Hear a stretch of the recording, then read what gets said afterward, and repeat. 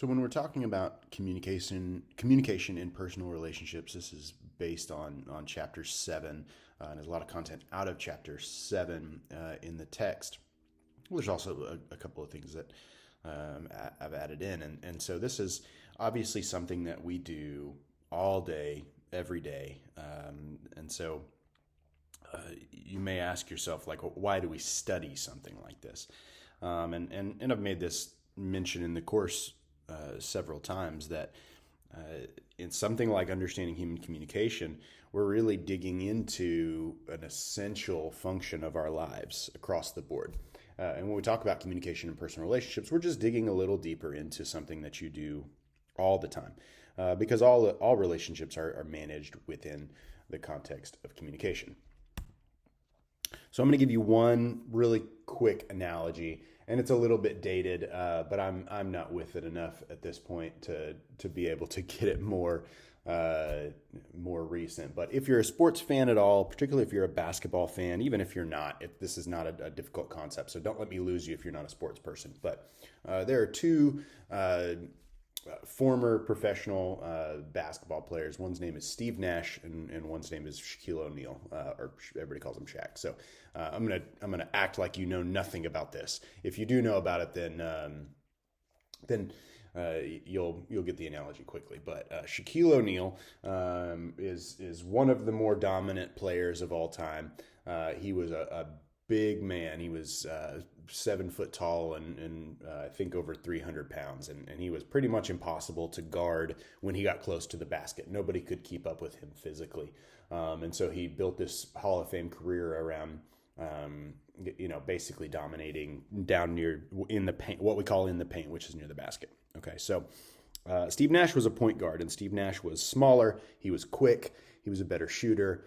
But he really dominated in a much different way.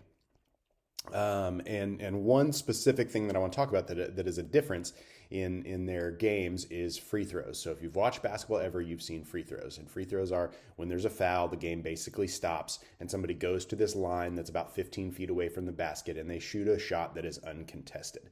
Okay, so if you know anything about basketball, again, free throws are not a guarantee. What's considered, if you make 80% of your free throws, that's considered really, really good. 4 out of 5, if you make it, that's considered really fantastic. If everybody shot 80%, a team would be thrilled. A few people in history have been up around the 90% range, and then a lot of people have been down in the 50% range or even lower than that. One of the things that Shaquille O'Neal was famous for was he was a terrible free throw shooter. He had a mental block of some kind, but also he wasn't really a shooter. That wasn't his brand of basketball. He was a big man who was close to the basket. He didn't do a lot of shooting. He did a lot of layups and dunks and things of that nature. He was not a shooter. So you can Google this. You can YouTube it if you want. There's compilations of his ugly free throws. Okay, so then there's Steve Nash, and Steve Nash, I don't have a source to back this up, but legend had it basically that Steve Nash would not leave practice until he had made a certain number of free throws. He ended every practice with free throws. And I think what I always heard was that it was 100. He wouldn't leave practice until he made 100 free throws on his own time. In other words, just doing something simple and foundational over and over and over again. And he shot around 90% free throws for his career. So that may seem like a small thing, but when you total up something small like free throws and you look at lots and lots of basketball games are decided by free throws. They're decided by, okay, so this team shot 80% free throws and this team shot 60%. And if it was a 5-point game, there's your difference. In close games, free throws can be the difference. And so it's not a flashy thing. It's not on any highlight reels. It's not anything that's going to get fans to jump out of their seats unless it's a super crucial moment. But at any given point in the game, free throws are when everybody kind of stops paying attention, right? It's like, okay, whatever, free throws. So they are foundational and vastly important, but they are not the most flashy and exciting thing. And so thus communication in personal relationships. Where's the bridge here? Okay, so I'm going to move a little faster. The bridge here is that when you think about personal relationships, and let's just put ourselves in, grand narratives for a moment. Let's talk about movies. Let's talk about TV shows, and let's talk about books that we've read that are about, relationships. They're usually grand narratives. They're usually things that are really exciting. Okay, so if you're a big fan of like Lord of the Rings, the movies or the books, a huge part of the story is this friendship between Frodo and Sam. Okay, so if you don't like Lord of the Rings, I'm trying to use all the different analogies I can. But we tend, to think in grand terms about about relationships and maybe relationships that you aspire to or ones that you've seen, and you say, I really want my friendship to be like that, or I really want my marriage or my significant other relationship to be like this thing that I've seen. And it's often a grandiose picture. It's often an idealized thing that we look at and we see the great adventure, or we see the whatever it would be. Nothing wrong with all of that. I'm not trying to say, that those things don't happen. But the reality is that the vast majority of our personal relationships, and especially our successful personal relationships, and the ones that last, and the ones that are most important and most vital, are built on really good foundational things. Not things that are super flashy. Things like mutual trust, mutual respect.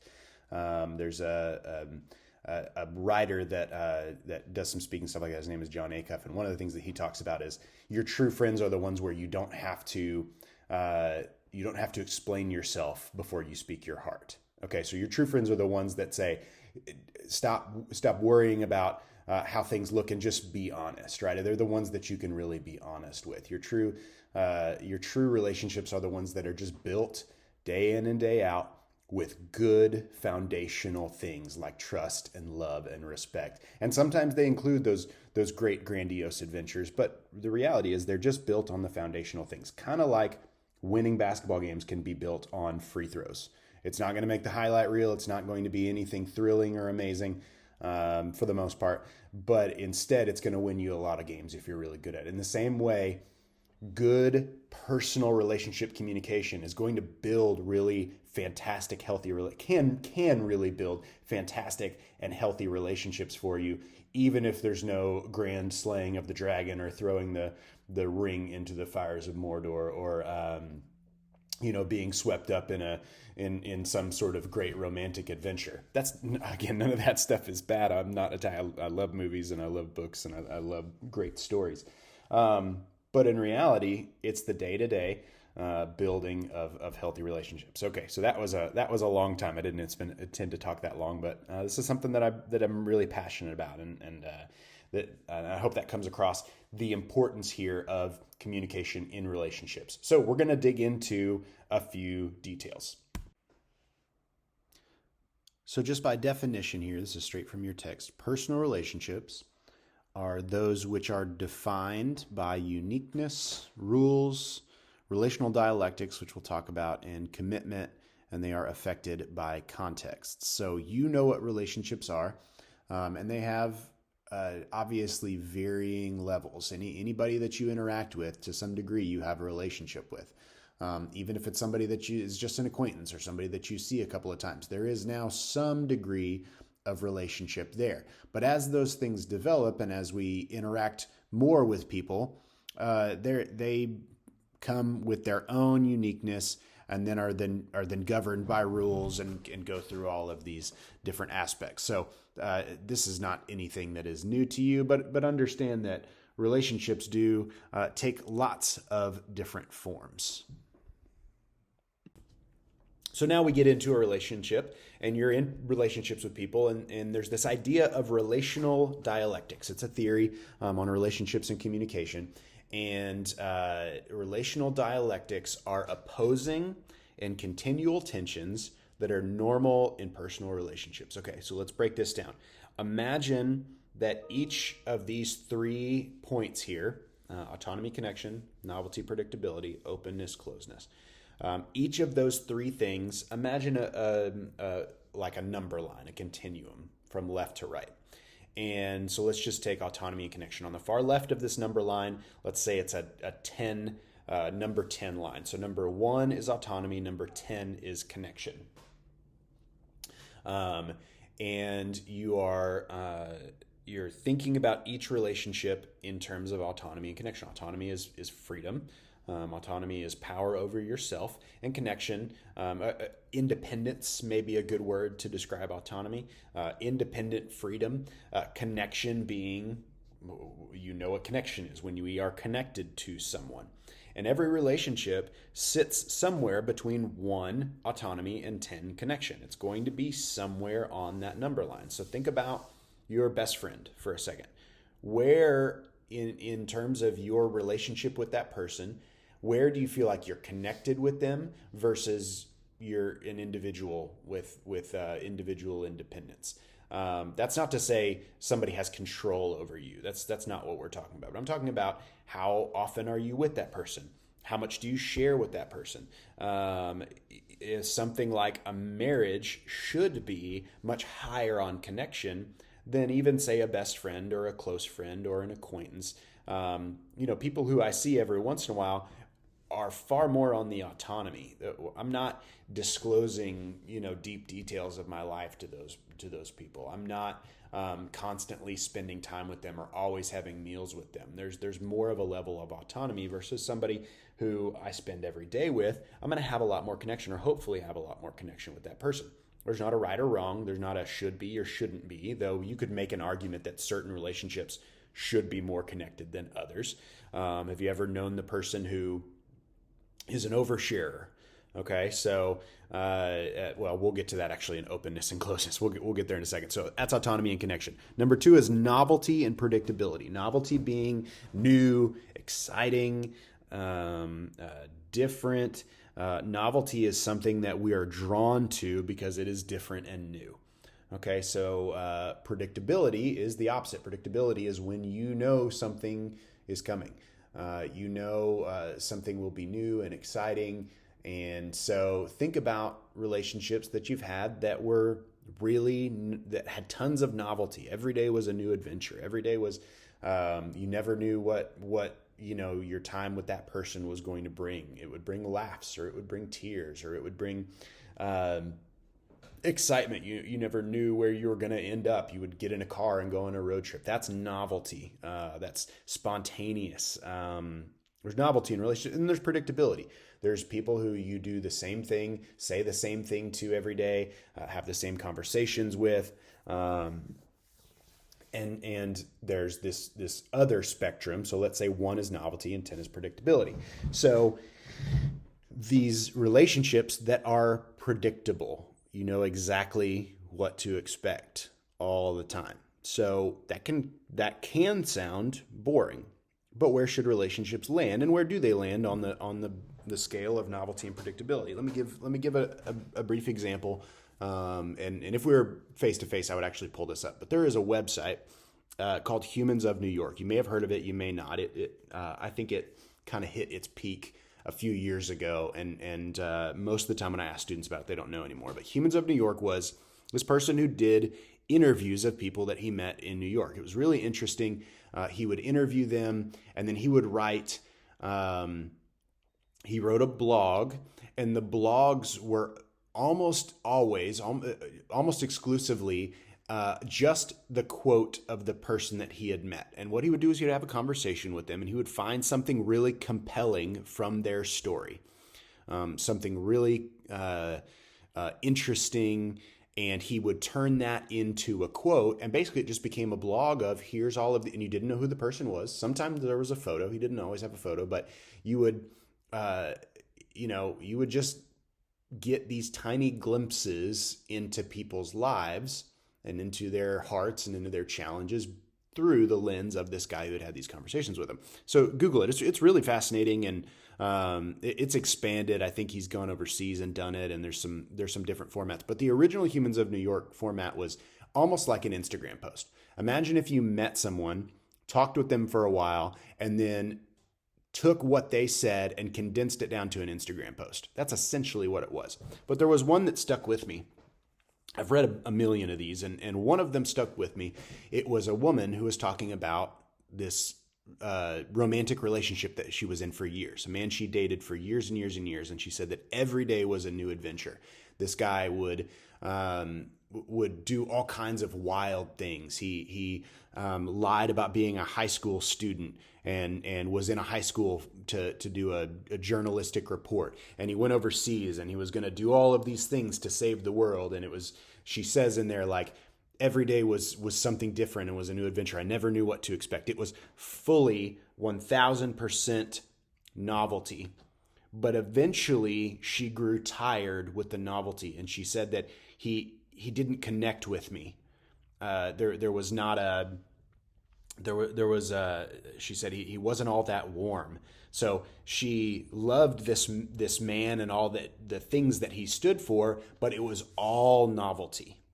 There was no predictability. She never knew what to expect. And eventually the relationship died.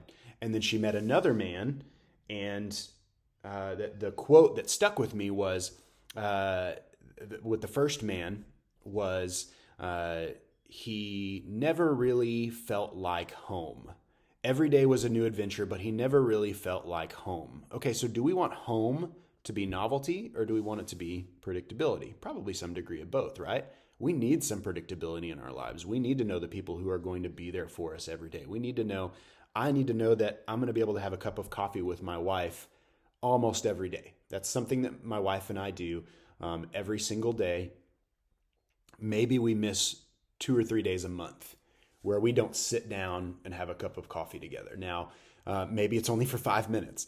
Maybe it's for, if it's a weekend, we might get a 30 or 45 minute coffee date together. A lot of times when we get a babysitter and do a date night, we just go sit at a coffee shop and talk.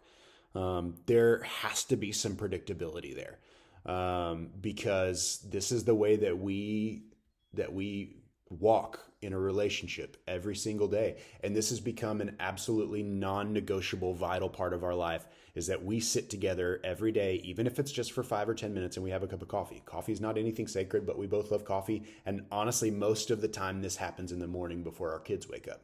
If we can get up 10 minutes early and pour a cup of coffee and sit, sometimes we talk about the day. Sometimes we talk about nothing. Sometimes we rarely argue, but every once in a while we're going to argue in that conversation. This is the predictable part of our life. We are going to spend time together every day, and it's become absolutely vital. If we miss it once or twice in a week, we can tell that there's a lack of connection there. Okay, so I'm just going to stop saying that I'm going to go fast. This is really, really important. Really, really important in your relationships in life, that you understand the balance between novelty and predictability. And there has to be some degree of both. If every single day were the same in my marriage or in my friendship relationships, it would probably get boring and not work out. You have to make room for novelty. You have to do things. I have to surprise my wife. I have to, my friends and I have to go and do things that we haven't done before that are fun. We need to go to new restaurants, or we need to, if it's somebody that loves baseball like I do, we need to go try a new stadium. Or, a friend of mine and I, two friends of mine, one time we just picked up and drove to the Hall of Fame in New York, in Cooperstown, New York, upstate New York. We went on a weekend. It was wild. It was exhausting, but it was a great memory. It was super cool novelty. But I can't do that every weekend. My head would explode if I just picked up and did something completely off the wall every single weekend. So I'm belaboring the point, I know. Relationships have to have some degree of both. And this idea of relational dialectics is these two things are in continual tension. And sometimes, maybe if we have a successful relationship or an unsuccessful relationship, we may be able to look at it and say, there was too much novelty, there wasn't enough novelty. Same thing with openness and closeness. I mentioned a minute ago, we probably all know somebody who is an oversharer, somebody who is too open, or we probably know somebody who's too closed. Sometimes in relationships, one member of the relationship is willing to be vulnerable and open and speak their mind and speak their heart, and the other one is not. And a lot of times that becomes a problem. in relationships. On the other hand, we all probably need to have some degree of closeness. I'm not encouraging you to just, bottle things up and never talk about them to anyone. That's not what I'm saying. But we also don't speak every single thing that comes to our mind. There's an old movie called Liar Liar. It has Jim Carrey in it. It came out sometime in the 90s. A really funny movie. And the premise of the movie, I won't ruin anything for you, but the premise of the movie is that this guy is just a serial liar. He lies to everybody. He lies all the time. And his son wishes at his birthday party that his dad for one day can't tell a lie. And so he blows out the candles, and it sets this magic in motion where his dad can't lie for a day. And basically the rest of the movie is this 24 hours of him just blurting out all of his truths to everyone the entire movie. And he says stuff to people that is completely inappropriate, and he gets pulled over by a police officer and he tells him every single thing that he has done wrong. And it's silly. It's an extreme. But have you ever been in a relationship like that where somebody is just too open, and it's like, okay, you've got to work some of this stuff out individually, or talk to somebody about it, because, I can't handle every single detail or all of that openness. So that's another relational tension. How open are we with people, and how close are we with people? If I trust someone, I'm obviously going to be more open with them. And how many of you have been betrayed by that? How many times have you felt like it was a relationship where the dialectic was more toward openness, and so you disclosed somebody, and then they told somebody, or they didn't respond in a positive way, or they turned it back on you, or they, that's the dark side of this. And I'm sorry if that's happened to you, but that's that tension there of openness and closeness. Told you I was going fast. Okay. So social exchange theory is the attempts to answer the question of why do we choose some relationships over others? So if we're sitting in a room with 10 people, we're probably not going to be able to be best friends with 10 people in that room. We might be friends with one or two of them. Why do we choose that? If I get to know people on a sports team, okay? So let's say you are an athlete and you're on a team, and it's impossible for you to be best friends with everybody on that team. It's really impossible to be close with everybody on that team. You choose for some reason. Social exchange theory says, why do we choose? It attempts to answer the question, why do we choose some relationships over others? And the answer is rewards and costs. So it's basically brings relationships down to economics. What is the reward of this relationship? And what is the cost of this relationship? How much am I going to have to put in, and how much am I going to get out? Okay, so this can sound kind of insensitive, but just try to take the connotation out of that and think about the reality of certain relationships. You look at it and you say, you know what? This is all give and no take. Have you ever had that relationship that you were just pouring into, and the other person was taking, and you weren't really getting anything out of it, and you said, you know what, this is not a healthy relationship for me to be in. That's the idea of social exchange theory. There's not a healthy exchange of reward and cost in a relationship. And again, this can come across selfish, like, what are you doing for me? But the reality is that every relationship has to have some sort of, it has to have some give, and it has to have some take. And again, think about a romantic relationship. Think about your best friend. If you love that person, you want to be there for them. You want to give. I want to serve my wife. I want to do things that are going to make her happy. That's a cost. There is cost and pain in relationships sometimes. If somebody comes to you and discloses something to you that hurts you because they love you, or they call you out on something, that's not easy. That's hard. That's a cost. But is the reward worth it? Is the relationship worth it? And is that connection worth it? And so we have this immediate rewards and costs. So if I'm meeting somebody and it's like, is there going to be a connection here? Is it going to be worth my time of building this relationship? And then there's forecasted, okay, if I remain friends with this person, this is the kind of person that I could really be friends with for a long time. I can pour into the relationship, I can receive from the relationship, and that's good. So again, we rarely do this. This is not a pros and cons list, right? You don't that rarely actually works out super well. This is something we just do intuitively.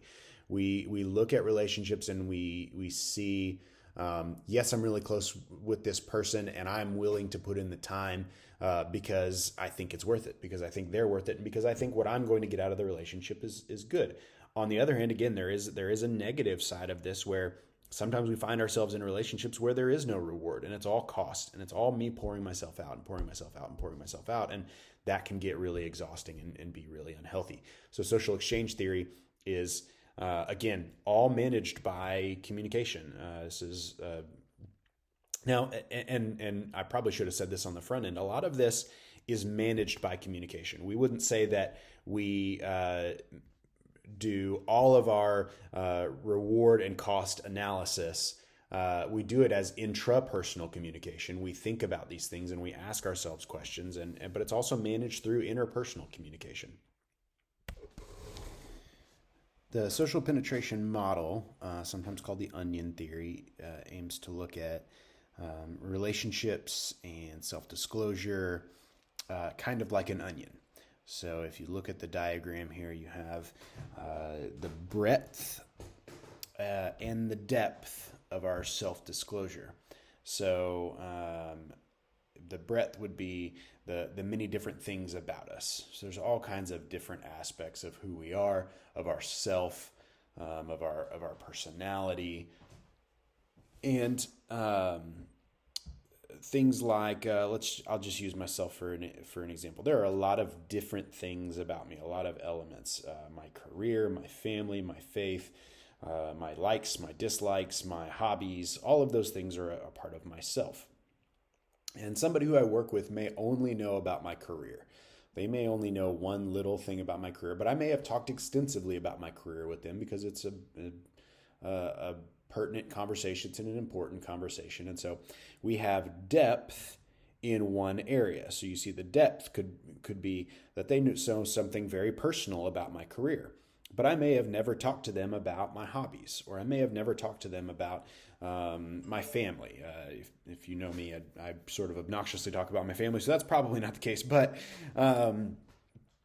maybe I have not given them depth in certain areas of my life. And so we choose self-disclosure with people based on how deep do I want to let somebody in on this area of my life. And so for someone, I may be willing to disclose about my career, but I may not be willing to disclose about my family, or I may not be willing to disclose about whatever, fill in the blank.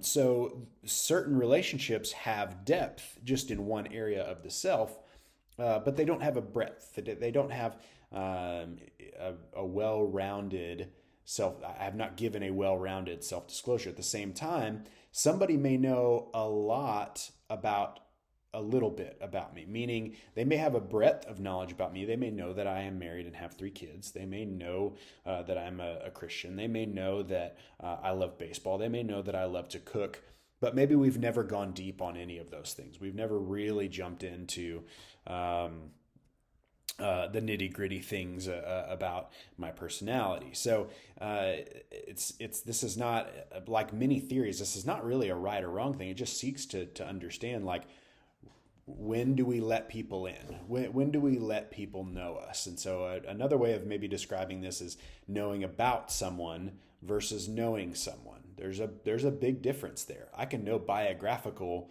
information about someone. I can know about them, but I may not know them. I may not have been able to get deep into more personal or even more core things about them. And that all is managed again through communication. If I let somebody in, it's because I have communicated something with them, and so certain relationships are going to have different elements here. There's people that I work with that I'm not going to let into my core self. They're not going to know the deep things that I know and that I believe. But my closest relationships, I am going to self-disclose more, and I'm going to use communication to let people in and to build trusting, deep, healthy relationships, right? And so we also choose to self-disclose based on trust. I don't trust this person, so I'm not going to tell them that. Or I do trust this person, so I'm going to be open with them. That is the idea behind the social penetration model. And another way that we just look at how do we use communication in our managing of relationships. All right, finally, last thing. It's really impossible to talk about personal relationships without jumping into this area of digital media. Digital media is everywhere. We talk about it just about in every chapter and just about every discussion that we have here. But for most people, it is impossible to separate digital media from interpersonal relationships. And most people might even be strong. Maybe I'm over speaking there. I would say for most people taking this class, the people that you are engaging in relationships with, you are to some degree managing those relationships digitally. Your friends, your significant other, boyfriend, girlfriend, spouse, whatever, any person that you are interacting with on a regular basis, you're probably doing that digitally as well. Now, it depends on to what degree you're on social media. If you're not on social media, you might do it a little bit less. If you don't have their phone number, you might not be texting them or whatever. But a lot of relationships have both this face-to-face and this digital element. And so I will not go really deep into this because I could go for a long, long time into how important this element is. Maybe another day, probably later in the semester when we talk a little bit more about digital media. But how do we use digital media to maintain our relationships? I remember, and I can't cite it, I saw a study that talked about whether or not the study generally said that marriages were more satisfactory for spouses who just sent little texts throughout the day. It was just a really, really simple thing. That little connection throughout the day that added, it wasn't like deep conversations. It was just that little added, hey, checking in. How's the day going? Or, hey, I was thinking about you. I was praying for you. Or hey, what do you want to do for dinner tonight? Those little things can actually increase the satisfaction of a relationship. Social media connection can help us learn more about people. If you have distance from people, then FaceTime can improve relationships from a distance because you actually get to see them and get to see their nonverbal cues. And there's all kinds of different elements of digital media and how they impact personal relationships, and not just digital media, but the communication through digital media. And this is constantly evolving. When I was in college, it was, so I'm going to date myself a little bit. My freshman year of college was when Facebook was opened beyond Harvard. Okay, so if you know, and I promise I'll be quick, if you know the history of Facebook, it started at Harvard, and at first it was only open to Harvard, and then they expanded to college students. As long as you had a .edu email address, you could get a Facebook account. My freshman year in college is when that happened, and we all got Facebook accounts. We all freaked out. This was the coolest thing ever. I get to know all of these people. And what I would do, it was just so funny because you'd meet somebody in your dorm or in a class or whatever, and you would add them on Facebook. And this seems so novel, right? Or it seems so normal. It was novel for me. It seems so normal now that it's like, yeah, of course, whatever. You follow them on social media or you add them as a friend. But this was like revolutionary. It's like, okay, I met somebody and we hung out for 30 minutes. And then I looked at their Facebook profile and learned way more about them.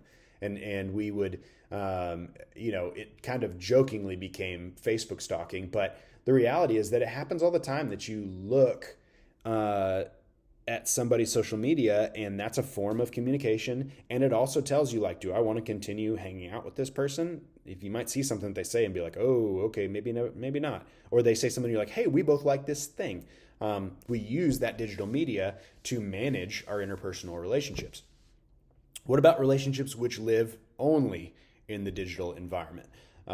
There's a lot of research out there about how do we maintain relationships in the digital environment, and what about relationships that only live in the digital environment? There's an old theory called the social information processing theory. This is an old theory, honestly, prior to social media, which is really interesting. If you take my social media class, we talk about it a little more in depth.